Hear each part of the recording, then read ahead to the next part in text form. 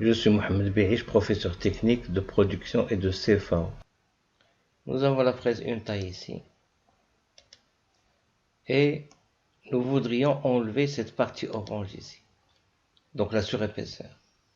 A priori, l'outil il a une distance de sécurité par rapport à la pièce.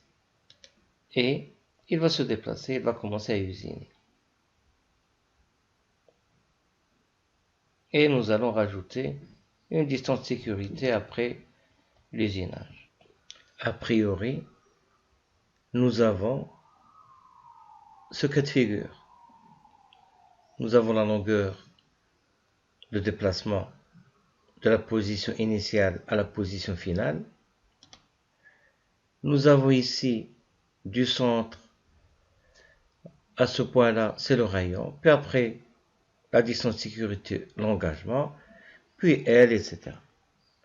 À première vue, nous avons ce cas-là. Maintenant, on va essayer de voir de plus près ce que nous faisons. Donc, la fraise, lorsque elle se déplace, elle va venir jusque là et commencer l'usinage. Donc là, elle se met en contact avec la pièce. Et là, position finale, si par exemple je m'arrête ici, il y aura toujours cette partie-là qui ne sera pas usinée. Donc il faut que je déplace encore la fraise. À cette position, je sais que j'aurai tout usiné. Bien sûr, ce que nous venons de faire, c'est la longueur de coupe. Maintenant, qu'est-ce qu'on doit faire? Une fois que nous avons la longueur de coupe, il suffit de faire quoi? Il suffit de faire reculer la fraise de quelques millimètres, distance de sécurité. Donc ici, nous allons avoir un E.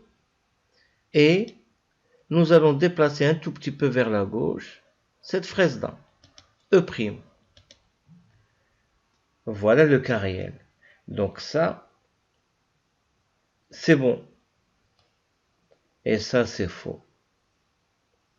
Comme je l'ai toujours dit, conseillé, il faut toujours calculer la longueur de coupe. Comme ça, on se rend compte s'il y a ou non un calcul d'une certaine distance x.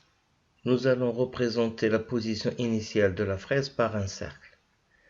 La deuxième position de la fraise par le même cercle. La longueur de coupe, elle va du centre jusqu'au centre. Donc de là jusque là. Donc ça, c'est la longueur de coupe. Nous avons ici, de là à là, une longueur. Puis après, nous avons la longueur de la pièce. Cette longueur est égale à combien? On voit bien que cette longueur-là, déjà, elle est inférieure au rayon.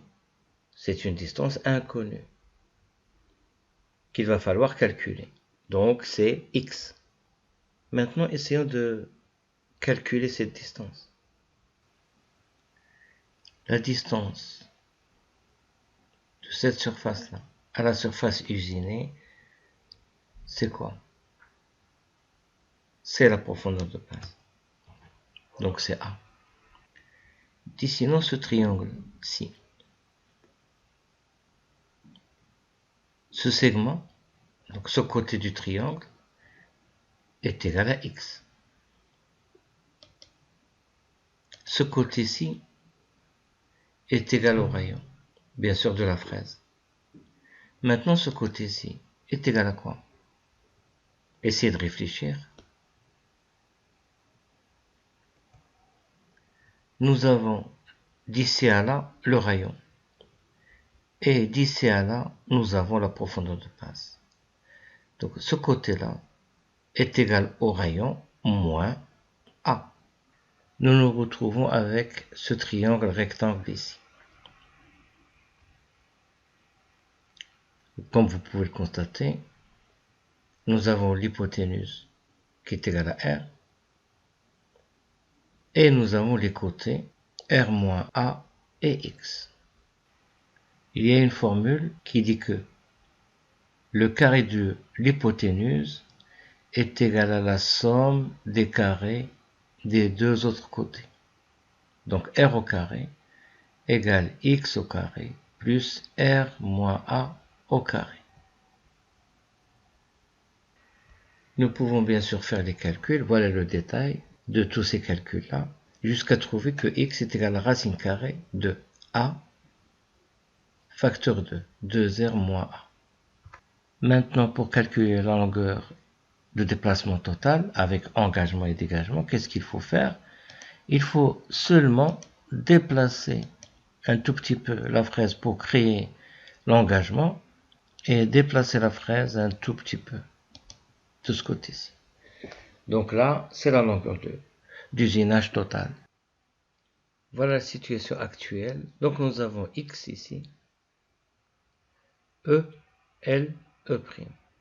Faisons une comparaison entre les deux solutions. Bien sûr, la solution, la bonne, c'est celle-ci. Cette solution est complètement fausse. Qu'est-ce qu'on remarque? On remarque que la longueur ici de déplacement de la position initiale jusqu'à la position finale pour usiner cette pièce-là, elle est moins importante que celle proposée ici. Quelle est l'influence de la longueur sur le temps technologique? Bien sûr, ici, la longueur, elle est plus importante que celle-là. Et par suite, le temps technologique de cette solution-là sera plus important que le temps technologique de celle-ci.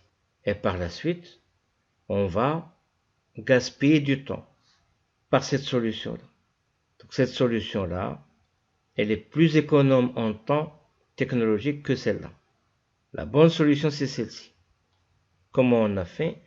Comme je l'ai toujours conseillé, il faut tout le temps commencer par la longueur de coupe. Au brouillon, faire un schéma où il y a l'outil position initiale, position finale, où l'outil touche la pièce au début et touche la pièce à la fin de l'usinage. Puis, voir s'il y a lieu de calculer une distance x, comme c'est le cas ici. En général, ce sont des triangles rectangles qu'il faut trouver. Une fois la longueur de coupe calculée, à ce moment-là, on passe à la longueur totale d'usinage. Il suffit de décaler l'outil vers la droite, l'éloigner de la pièce, le début bien sûr d'usinage, puis décaler la fraise ou bien l'outil à gauche de la pièce pour créer le dégagement. Pour vous rendre compte de la différence des deux temps technologiques, il suffit que vous fassiez les calculs pour ce cas-là et les calculs pour ce cas-là, tout en gardant le même rayon, le même engagement, la même longueur, etc. Le temps technologique est égal à la longueur de déplacement de l'outil de la position initiale à la position finale sur VF. Nous avons VF égale à N fois FZ fois Z. FZ, c'est l'avance d'une dent par tour. Et nous savons que lorsque la fraise fait un tour complet, toutes les dents auront usiné la surface. D'où la nécessité de multiplier par Z pour avoir les millimètres par tour. Donc FZ fois Z, ça nous donne des millimètres par tour. Nous savons que N est égal à 1000 Vc sur pi d. Donc je remplace Vf par N fois Fz fois Z. Nous savons que N égale 1000 Vc sur pi d. Donc voilà la formule maintenant. D, c'est le diamètre de la fraise. Donc nous avons les données ici. L est égal à quoi? Est égal à 40 plus X. Il ne faut pas oublier que nous avions calculé un certain X plus E. C'est la distance ici. Voilà l'application numérique. Vous pouvez vérifier. Maintenant, on va dire qu'il n'y a pas de x. Et on va refaire les calculs. Rappelons que pour ce cas-là, nous avons grand L qui est égal à R plus E plus L plus E' plus R. Et donc nous retrouvons R plus E plus L, etc. Sur 1000 VC, donc tout ça ne change pas. Tout ce qui change, c'est L ici. R, le diamètre est égal à 80. Donc R ici c'est 40, plus 2, plus 40 pour la longueur, plus E', plus 40 pour le rayon. On retrouve TT égale 0, 259 minutes. Pour l'autre cas, nous avons trouvé 0,136. Le temps technologique qu'on vient de trouver est à peu près 2 fois ce temps technologique. En conclusion, cette solution, qui est fausse d'ailleurs, va nous occasionner un temps à peu près, dans notre cas, égal au double du temps de ce cas-ci. Merci.